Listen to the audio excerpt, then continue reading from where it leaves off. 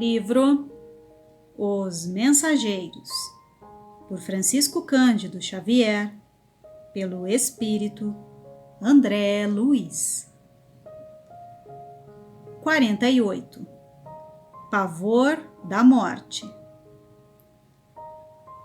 Numerosas explicações do orientador atendiam-me às indagações naturais.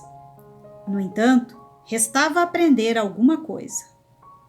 Por que motivo se reuniam ali tantos desencarnados? Já que recebiam assistência espiritual, não poderiam congregar-se em lugares igualmente espirituais? Respeitosamente interroguei Aniceto nesse sentido. De fato, André, respondeu o generoso mentor, a maioria dos desencarnados recebe esclarecimentos justos em nossa esfera de ação. Você mesmo, nos primórdios da nova experiência espiritual, não foi conduzido ao ambiente de nossos amigos corporificados para o necessário encaminhamento. Grande número de criaturas, porém, na passagem para cá, sentem-se possuídas de doentia saudade do agrupamento, como acontece noutro plano de evolução aos animais quando sentem a mortal saudade do rebanho. Para fortalecer as possibilidades de adaptação dos desencarnados dessa ordem ao novo habitat, o serviço de socorro é mais eficiente ao contato das forças magnéticas dos irmãos que ainda se encontram envolvidos nos círculos carnais. Esta sala, em momentos como este, funciona como grande incubadora de energias psíquicas para os serviços de aclimação de certas organizações espirituais à vida nova. E, designando a grande assembleia de necessitados, continuou: os irmãos, nas condições a que me refiro, ouvem-nos a voz, consolam-se com o nosso auxílio, mas o calor humano está cheio de um magnetismo de teor mais significativo para eles. Com semelhante contato, experimentam o despertar de forças novas. Por isso, o trabalho de cooperação em templos dessa espécie oferece proporções que você, por agora, não conseguiria imaginar. Não observou os preguiçosos, os dorminhocos e invigilantes que vieram colher benefícios nesta casa? Pois eles também deram alguma coisa de si. Deram calor magnético e radiações vitais proveitosas aos benfeitores deste santuário doméstico, que manipulam os elementos dessa natureza, distribuindo-os em valiosas combinações fluídicas às entidades combalidas e inadaptadas. E sorrindo, concluiu bondoso: tudo tem algum proveito, André. Nosso pai nada cria em vão. Terminada a reunião com benefícios gerais, que não me cabe descrever pormenorizadamente, atendeu Aniceto ao facultativo desejoso de aproveitar-lhe o concurso nobre junto aos clientes. Grande número de vezes, exclamou o receitista do grupo de Dona Isabel, como a prestar informações a Vicente e a mim. Não só ministramos medicação aos corpos doentes, mas também orientamos os desencarnados que, no curso da moléstia, se encontram sob nossa assistência. E são sempre muitos, indaguei. Número crescente, elucidou atencioso. Há ocasiões em que contamos com a cooperação de amigos ou parentes espirituais dos enfermos. Mas, na maioria dos casos, somos forçados a agir por nós mesmos. Felizmente, quase nunca estamos sem auxiliares dedicados e ativos. Há companheiros que se consagram a cuidar de tuberculosos, cegos, aleijados, leprosos, perturbados e moribundos, isoladamente. São eles nossos devotados colaboradores em todas as situações. Puséramos a caminho e, a breves minutos, estacionávamos diante de um edifício de vastas proporções. O colega gentil conduziu-nos ao interior de espaçoso necrotério, onde defrontamos um quadro interessante. O cadáver de uma jovem de menos de 30 anos ali jazia gelado e rígido, tendo ao seu lado uma entidade masculina em atitude de zelo. Com assombro, notei que a desencarnada estava unida aos despojos. Parecia recolhida a si mesmo sob forte impressão de terror. Cerrava as pálpebras deliberadamente, receosa de olhar em torno. Terminou o processo de desligamento dos laços fisiológicos, exclamou o facultativo atento.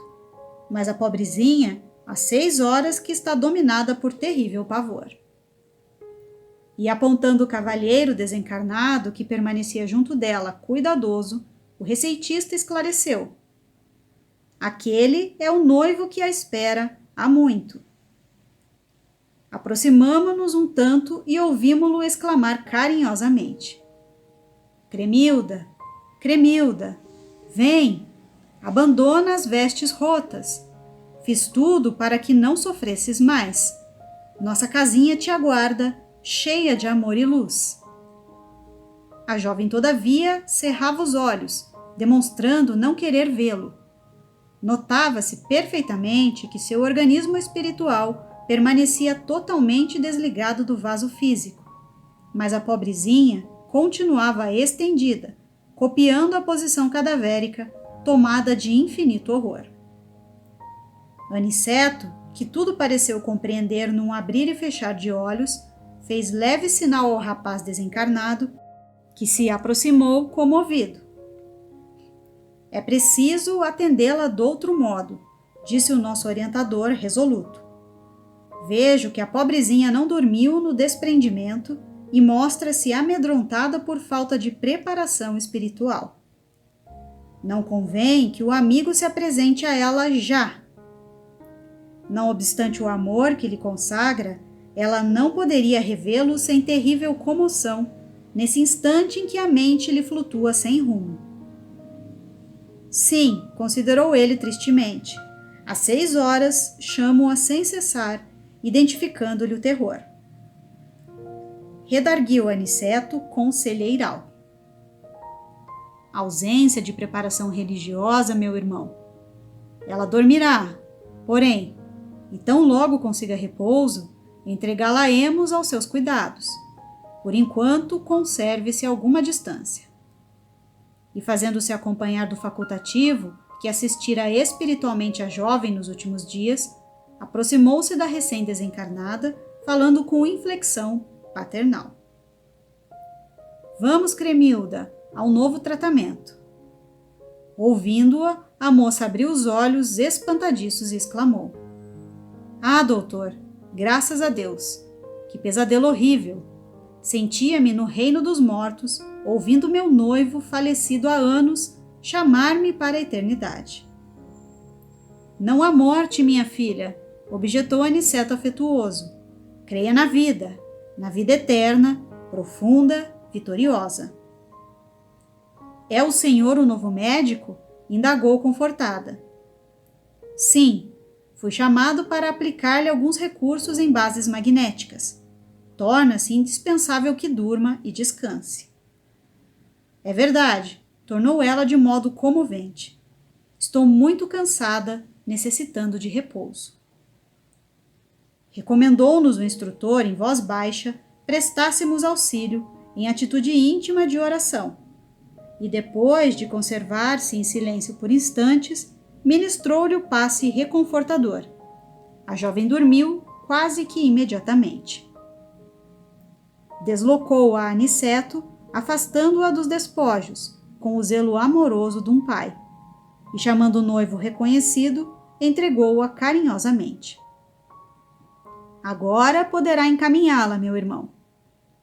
O rapaz agradeceu com lágrimas de júbilo e viu retirar-se do semblante iluminado, utilizando a volitação a carregar consigo o fardo suave do seu amor. Nosso mentor fixou um gesto expressivo e falou. Pela bondade natural do coração e pelo espontâneo cultivo da virtude, não precisará ela de provas purgatoriais. É de lamentar, contudo, não se tivesse preparado na educação religiosa dos pensamentos. Em breve, porém, ter-se-á adaptado à vida nova. Os bons não encontram obstáculos insuperáveis. E desejoso, talvez, de consubstanciar a síntese da lição, rematou: como vem, a ideia da morte não serve para aliviar, curar ou edificar verdadeiramente. É necessário difundir a ideia da vida vitoriosa. Aliás, o Evangelho já nos ensina, há muitos séculos, que Deus não é Deus dos mortos, e sim o Pai das criaturas que vivem para sempre.